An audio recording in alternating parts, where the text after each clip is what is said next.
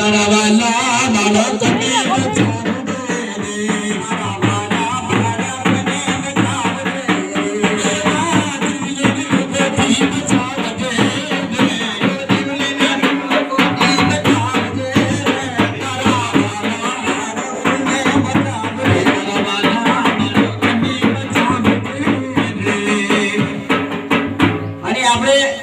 આપણે બધાને એક એવું ટેક લેવાનું છે કે આપણે ઘર આજથી એવું ટેક લેવાનું કે આપણે ઘર આજુબાજુનો જ્યાં ત્યાં પણ ગંદકી થયેલી હોય ત્યાં આગળ પાન પડીકા પડેલા હોય કોઈ પણ હોય એને આપણે છે ને એનો નિકાલ કરવાનો છે કોઈ પણ ગંદકી હોય એનો નિકાલ કરવાનો છે સૂકો કચરો ભીનો કચરો બે અલગ અલગ પેટીમાં નાખવાનો છે બરાબર છે હા આવી સ્કૂલ હોય આપણી ધાર્મિક સ્થળો હોય એની આજુબાજુ પણ કોઈ ગંદકી કરતો હોય તો આપણે ધીરવાનું કીધું ભાઈ આ સ્કૂલ છે ધાર્મિક સ્થળ છે ધાર્મિક મંદિર છે તો આજુબાજુ પેશાબ પાણી આતે બીજું કોઈ છંડાસ મંડાસ જવાનું નહીં અને આપણે શાંતિથી રહેવાનું અને સ્વચ્છતા સાચવવાની આપણે હંમેશા શૌચાલયનો જ ઉપયોગ કરવાનો છે ખુલ્લામાં સ્વચ્છ જવાનું નથી એટલે ભાઈ ગામડામાં તો શૌચાલયો બહુ બનાવેલી છે પણ ઉપયોગ અમુક નથી કરતા બરાબર અને ભાઈ એટલે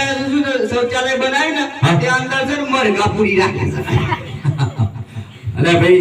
એવું નથી કરવાનું હા આપણે હંમેશા શૌચાલયનો જ ઉપયોગ કરવાનો છે હા બરોબર તો આને શું કહેવાય ખબર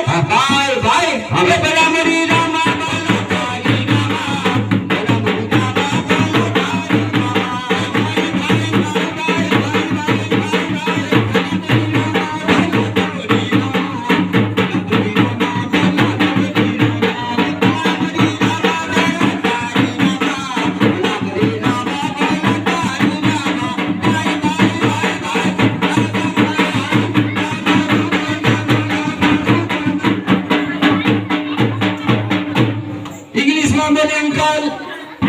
અને ગુજરાતીમાં બોલે કાકા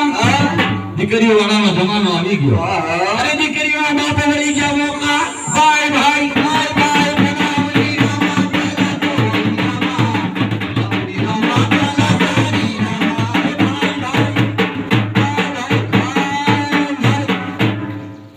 તો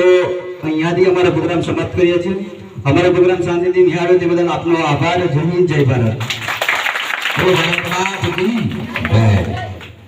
સંપત લેવાની છે આપણે આગળ બધા ઊભા થઈ જવાના આગળ કરવાનું છે એટલે બધા આગળ જવું પડે ને.